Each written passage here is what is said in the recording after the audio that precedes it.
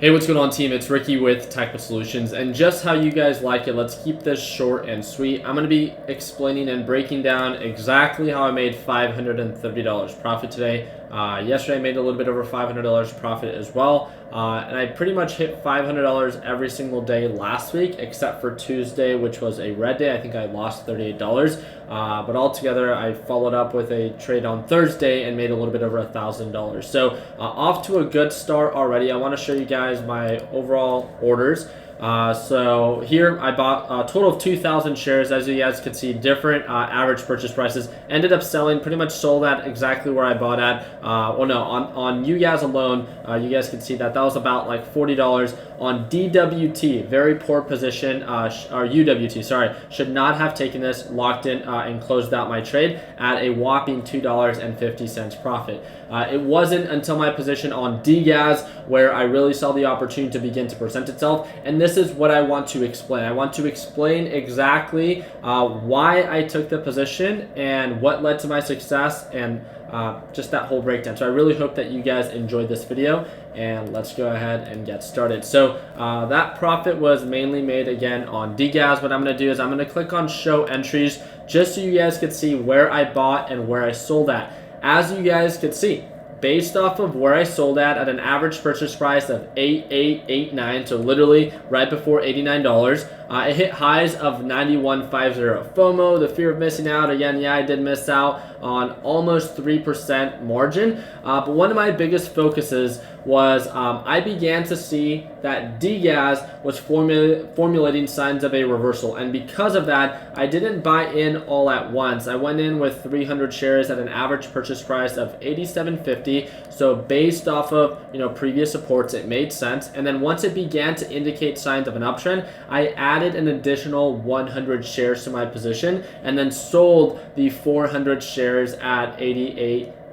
And some of you guys might be asking, well, how did I know that DGAS had the potential of running up and stuff like that? One of my biggest focuses, just like I've said multiple times, and I don't mean to bore you with it, but it's nothing special that I do. I do trade a lot of the same ETFs, the same stocks, and the same ETNs very often. And the reason why is if something is working for you, there's no reason to overcomplicate it, right? It doesn't matter what everyone else is doing. It's, you do you, and whatever you find that is working when it comes down to growing your account, especially if you can do it on a consistent basis, then that's all that matters. As you guys can see, I made a little bit over 1% or 1.3% today on the day based off of my largest position size. And all I focused on was, when I saw that opportunity to begin to present itself. And it was right around this general time that you begin to see that again. We saw a pretty aggressive sell-off on natural gas, and this was right around 10 o'clock. We began to see a push up, it peaked out, and then this is where I saw the double top for natural gas. And some of you guys be saying this looks a little bit different in comparison to your position on DGAS. You're right. So DGAS goes up when natural gas goes down. So because I saw a resistance forming on natural gas, and then I saw it getting rejected around that middle view up, my biggest focus was again this continuous descending pattern. I saw that it had a previous pattern of selling off. I saw that it tried to recover. It was showing signs of it being overbought, overextended. Look at the RSI, look at the MACD, but the biggest thing was I waited for confirmation. As natural gas began to sell off, I felt more confident on my DGAS position. And where is that D? Right here. So on this DGAS position, and then this is where we began to see this full-on reversal. As we approached $89, I locked in profits, and then it just continued to run. I didn't expect natural gas to aggressively sell off the way that it did, but again, because people were focusing on so much on direction, and there wasn't a break of pattern until this $85 price point, $285, people absolutely made a killing. And what I mean by that, by a break of pattern, what I am trying to emphasize is that natural gas began to slowly sell off in price, right? It was making lower lows, lower highs. It tried to recover. It got rejected. It tried to push up, and then it got rejected. And then as it was getting rejected, it was getting rejected by this EMA line showing signs of lower lows and lower highs. And if you look at the 1-day 5-minute chart, I think you guys would be able to see it a little bit more clear where it did become a little bit more overbought. And then once it began to sell off, there's a very consistent